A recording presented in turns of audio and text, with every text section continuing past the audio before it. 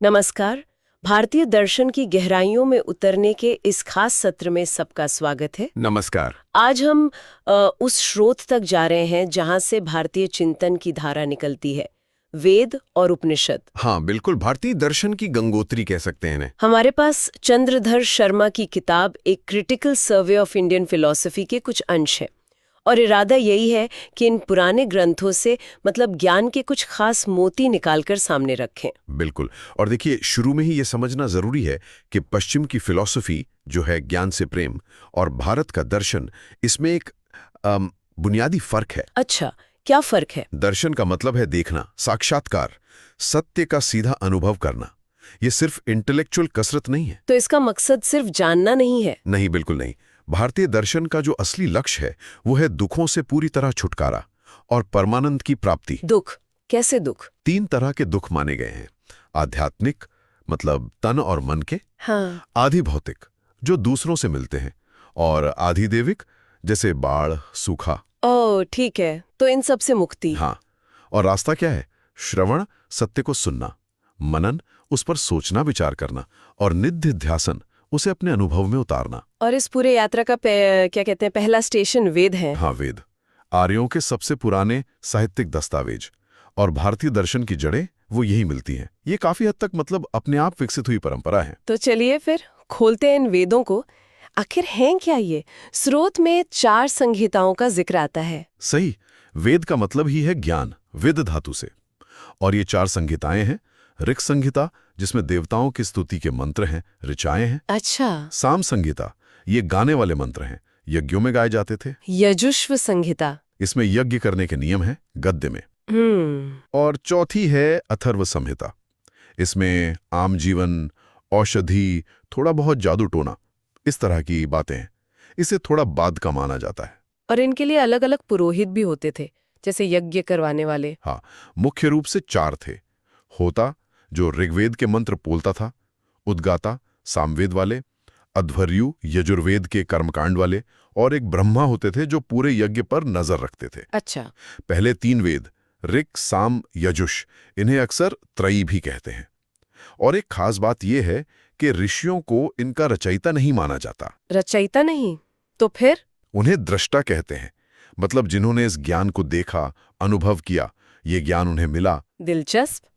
अच्छा, तो ये संहिताएं हुई, लेकिन वैदिक साहित्य तो और भी है। ब्राह्मण ग्रंथ, आरण्यक। हाँ, बिल्कुल।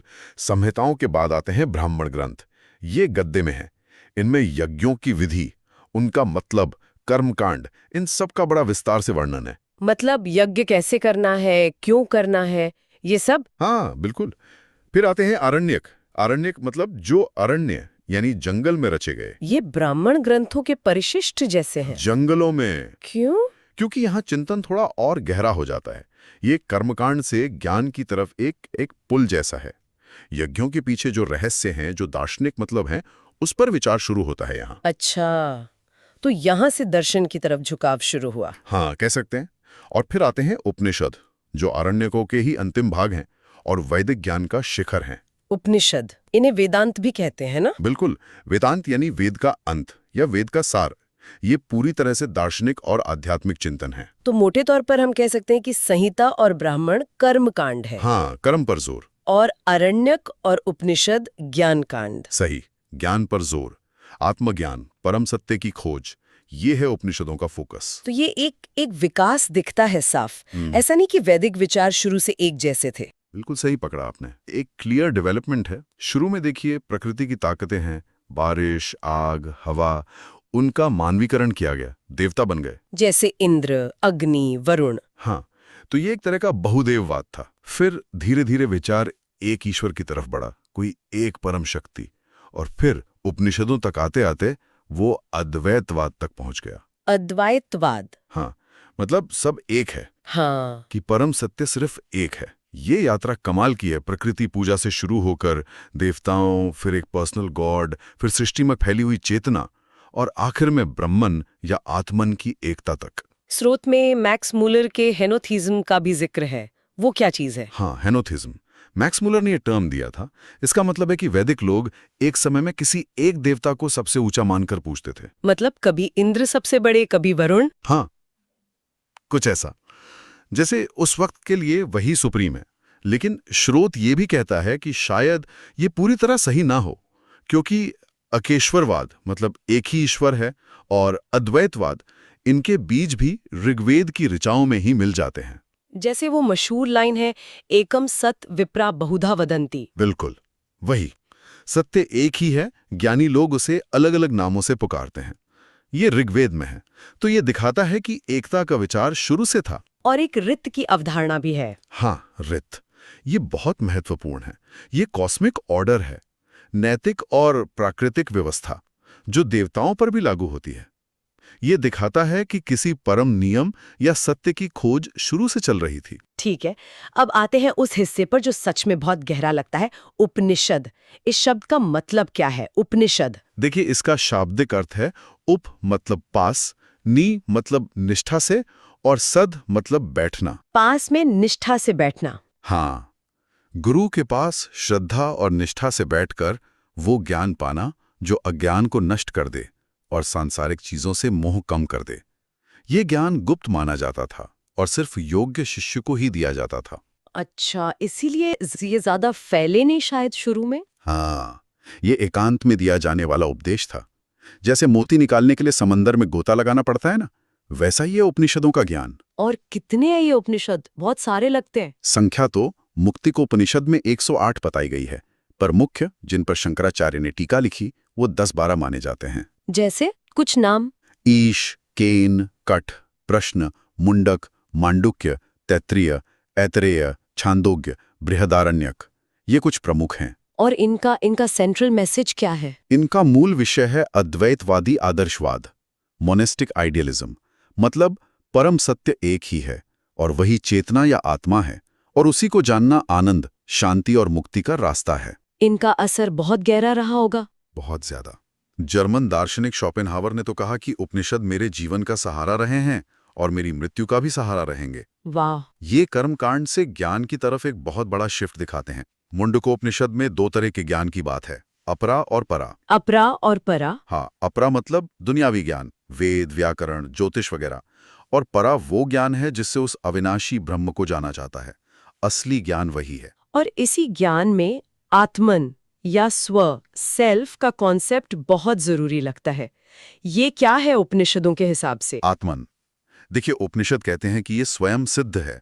मतलब इसे साबित करने के लिए किसी और सबूत की जरूरत नहीं, ये आप खुद हैं, आपकी चेतना। चेतना मतलब कॉन्शियसनेस। हाँ, शुद्ध चेतना, प्योर कॉन्शियसनेस, जो हर अनुभव के पीछे साक्षी बनकर मौजूद है, जानने वाला, ज्ञाता। लेकिन हम तो अपने आप को शरीर, मन, बुद्धि मानते हैं। हाँ, वो हमारा व्यक्तिगत मैं है। जीव जो शरीर, मन, बुद्धि से जुड़ा है और अज्ञान से ढका हुआ है।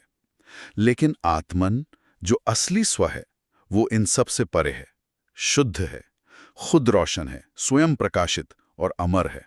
अमर? हाँ, कभी नष्ट नहीं होता। शरीर मरता है, मन बदलता है, पर आत्मन वही रहता है। ये विचार कैसे पनपा? आत्मन शब्द का क्या मतलब था पहले? शायद शुरू में इसका मतलब सिर्फ सांस या जीवन शक्ति रहा हो, पर उपनिषदों में ये परम चेतना, आत्मा या वो परम सत्य बन गया जो सब में है, सब कुछ जानता है और हमेशा रहता है। छांदोग्य उपनिषद में एक कहानी है शायद जो इसे समझने में मदद करती है, इंद्र और विरोचन वाली। हाँ, वो प्रजापति, इंद्र और विरोचन की कथा बहुत मशहूर है। उसमें प्रजापति इंद्र और विरोचन को आत्मा का ज्ञान देते हैं। अच्छा। विरोचन जो असुरों के राजा थे, वो शरीर को ही आत्मा मान लेते हैं और खुश होकर चले जाते हैं। शरीर को आत्मा? हाँ। लेकिन इंद्र जो देवताओं के राजा थे, उन्हें शक होता है। वो सोचते हैं कि शरीर तो बीमार होता है, मर जाता है, तो क्या आत्मा भी मर जाएगी? Valid point.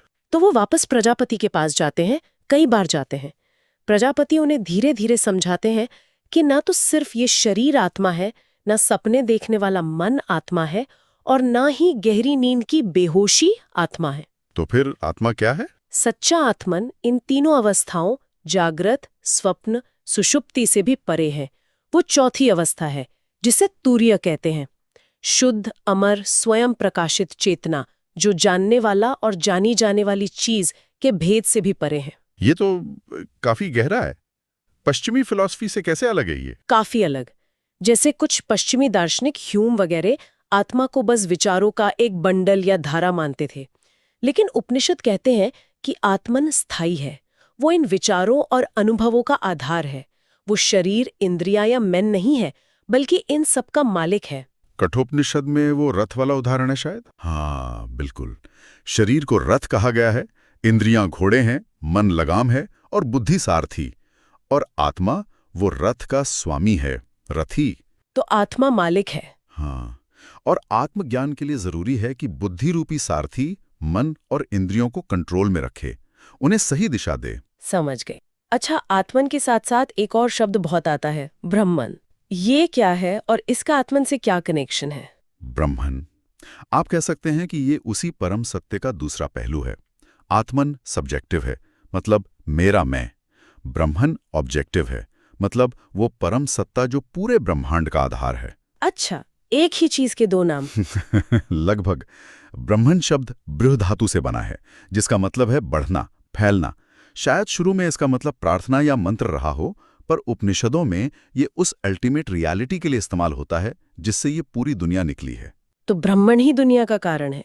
हाँ, उपनिषद कहते हैं तज्जलान, मतलब जिससे ये जगत उत्पन्न होता है जा, जिसमें लीन होता है ला, और जिसमें जीवित रहता है, सांस लेता है अन्न, वो ब्रह्मण है। और ये सृष्टि कैसे बनी ब्रह्मन से? तैत्तिरीय उपनिषद में बताया है कि कैसे ब्रह्मन से धीरे धीरे विकास हुआ। पहले आकाश, फिर वायु, अग्नि, जल, पृथ्वी, और फिर उससे पेड़ पौधे, जीव जंतु, मतलब जड़ से चेतन का विकास। ब्रह्मन ही इस पूरे कॉस्मोस का एसेंस है, आधार है। क्या उपनिषद इसे और भी खोलते हैं? हाँ, तैत्तिरीय उपनिषद में ही पंचकोशों की बात है। 5 परतें या लेयर्स। अन्नमय कोश, भौतिक शरीर; प्राणमय कोश, जीवन ऊर्जा; मनोमय कोश, मन; विज्ञानमय कोश, बुद्धि, विवेक; और सबसे अंदर आनंदमय कोश, परमानंद। आनंदमय कोश। हाँ, ये दिखाता है कि हर लेवल पर ब्रह्मन ही है, और उसका असली स्वरूप आनंद है। वो सबसे परे भी है, ट्रांसेंडेंट, और सब में मौजूद भी है, इमानेंट। तो फिर सार ये निकला कि आत्मन और ब्रह्मन दो अलग चीजें नहीं हैं। बिल्कुल, यही उपनिषदों का महान संदेश है, द ग्रैंड इक्वेशन। आत्मन ही ब्रह्मन है। जो मेरे अंदर चेतना है, वही पूरे ब्रह्मांड का सत्य है। वो दोनों एक ही हैं। एक ही हैं, बस देखने के दो नजरिए हैं। जो व्यक्ति के अंदर है वो आत्मन, जो पूरे ब्रह्मांड में फैला है वो ब्रह्मन, पर हैं वो एक ही परम सत्य। और इसी को बताने वाले वो महावाक्य हैं। हाँ बिल्कुल, कुछ वाक्य इतने गहरे हैं कि उन्हें महावाक्य कहा जाता है। जैसे छांदोग्य उपनिषद का तत् त्वम असि। तत्त्वमसि व तुम हो। हाँ, मतलब वो परम ब्रह्म तुम ही हो। या बृहदारण्यक का अहम ब्रह्मास्मि, मैं ब्रह्म हूँ। अहम ब्रह्मास्मि। या मांडुक्य का अयम आत्मा ब्रह्म, ये आत्मा ब्रह्म है।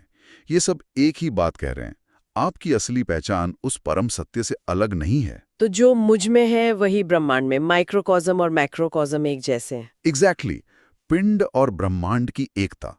व्यक्ति और समष्टि एक ही पैटर्न पे बने हैं, और ये परम सत्य है कैसा, उसे कहते हैं सच्चिदानंद। सच्चित आनंद। हाँ, सत मतलब परम अस्तित्व, एग्जिस्टेंस; चित मतलब परम चेतना, कॉन्शियसनेस; और आनंद मतलब परम सुख, ब्लेस। छांदोग्य में वो पिता उद्दालक अपने बेटे श्वेतकेतु को यही समझाते हैं। वो दिखाते हैं कि कैसे हर चीज का सार वही सत है, और फिर कहते हैं तत्त्वमसि श्वेतकेतु, वो तुम हो। कमाल है। लेकिन क्या ब्रह्मांड को समझने के और भी तरीके बताए गए हैं? श्रोत में 2 तरह के ब्रह्मांड की बात है। हाँ, देखिए, परम सत्य तो एक ही है, निर्गुण, निरपेक्ष। पर उसे समझने के लिए, हमारे मन के स्तर पर लाने के लिए 2 पहलू बताए गए हैं। कौन कौन से? एक है सगुण ब्रह्मण या ईश्वर, हाँ, जो गुणों वाला है। हाँ, सृष्टि का रचयिता, पालक, संहारक, हाँ, जिससे हम प्रार्थना करते हैं, भक्ति करते हैं, हाँ, जो दुनिया में मौजूद है। और दूसरा है निर्गुण ब्रह्मण या परब्रह्म, हाँ, जो गुणों से परे है, हर तरह के भेद, हर तरह के वर्णन से परे। वही अल्टीमेट रियलिटी है, अ कॉस्मिक ट्रांसेंडेंट। तो इस निर्गुण ब्रह्मांड को, जो असली सत्य है, उसे कैसे जाने अगर वो वर्णन से परे है? तो उसे शब्दों में नहीं बांधा जा सकता। इसीलिए उपनिषद नेति नेति का तरीका अपनाते हैं। नेति नेति। हाँ, न इति न इति, ये नहीं, मतलब हम ये बता सकते हैं कि वो क्या नहीं है। वो शरीर नहीं है, मन नहीं है, बुद्धि नहीं है, दुनिया की कोई चीज नहीं है। इस तरह नकारते हुए उसकी तरफ इशारा किया जाता है। अच्छा, निगेशन से। हाँ, उसे तर्क से पूरी तरह नहीं पकड़ा जा सकता। उसे गहरे ध्यान में, मौन में, इंट्यूशन से, सहज बोध से ही अनुभव किया जा सकता है। समझ गई। लेकिन एक सवाल फिर उठता है, अगर सत्य एक ही है, ब्रह्मन, तो ये जो इतनी अलग अलग चीजों वाली दुनिया हमें दिखती है, ये क्या है? यहीं पर माया या अविद्या का कॉन्सेप्ट आता है। हाँ, बिल्कुल। उपनिषदों के अनुसार ये जो अनेकता, ये जो विविधता हम देखते हैं, ये परम सत्य पर पड़े एक पर्दे की तरह है। अज्ञान का पर्दा, जिसे माया या अविद्या कहते हैं। तो ये दुनिया असली नहीं है? ऐसा नहीं कि बिल्कुल नकली है, पर जैसी दिखती है वैसी नहीं है। ये सतही तौर पर अनेक हैं, पर इसका मूल आधार, इसका सबस्ट्रेटम, वो एक ही ब्रह्मण है। उपनिषदों में इसके इशारे मिलते हैं, जैसे ईशोपनिषद कहता है कि सत्य का मुंह सुनहरे ढक्कन से ढका है। या छांदोग्य कहता है कि सारे बदलाव तो बस नाम और रूप हैं, वाणी का खेल है, असलियत तो मिट्टी ही है, जैसे घड़े के मामले में। तो ये अनेकता एक तरह का भ्रम है? हाँ, भ्रम कहना शायद ठीक न हो, पर यह परम सत्य की पूरी तस्वीर नहीं है। ये अज्ञान की वजह से है। कुछ लोग कहते हैं कि ये माया का विचार बाद में बौद्ध धर्म से आया। क्या ये सच है? नहीं, श्रोत इस बात को साफ करता है कि माया या अविद्या का सिद्धांत उपनिषदों में ही मौजूद है। ये कोई बाद में उधार ली गई चीज नहीं है। इसकी जड़ें वैदिक चिंतन में ही हैं। ये तो साफ है कि उपनिषद भारतीय विचार के लिए कितने ज्यादा महत्वपूर्ण रहे हैं। ओ बेहद, निश्चित रूप से। जैसा कि कई स्कॉलर्स ने कहा है, बाद के जितने भी भारतीय दर्शन हैं, चाहे वो आस्तिक हों या नास्तिक, वो किसी ना किसी तरह उपनिषदों से जुड़े हैं। या तो उनसे प्रेरणा लेते हैं या उनकी प्रतिक्रिया में पैदा हुए हैं। भगवद गीता के बारे में भी कहते हैं। हाँ, भगवद गीता को तो सर्वोपनिषदो गावो कहा जाता है। मतलब सभी उपनिषद गाय हैं और गीता उनका दूध है, सार है। अच्छा। और वेदांत के जितने भी बड़े आचार्य हुए, शंकर, रामानुज, मध्व, उन सब के विचारों का आधार उपनिषद ही हैं। मतलब भारतीय सोच की शायद ही कोई ऐसी धारा हो जिसकी जड़ें आपको उपनिषदों में न मिलें। तो हमने आज वेदों की शुरुआती ऋचाओं से लेकर उपनिषदों की गहरी दार्शनिक उड़ानों तक की एक यात्रा की।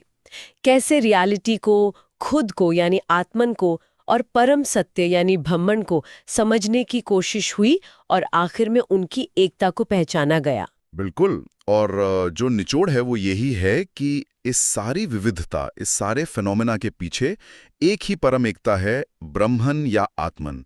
और उसी को अनुभव करना, उसी को जानना जीवन का लक्ष्य है। भले ही वो हमारी रोजमर्रा की दुनिया या कहें कि अविद्या के पर्दे से ढका हुआ सा लगता है। और जाते जाते हमारे श्रोताओं के लिए एक विचार छोड़ जाते हैं। उपनिषद परम सत्य का वर्णन करने के लिए कहते हैं नेति नेति, ये नहीं, क्योंकि वो हर परिभाषा से परे है। तो नकार की ये प्रक्रिया, किसी चीज को ये समझकर जानना कि वो क्या नहीं है, क्या ये तरीका जिंदगी की दूसरी मुश्किल चीजों को समझने में या शायद खुद को ही बेहतर जानने में हमारी मदद कर सकता है? इस पर सोचिएगा जरूर।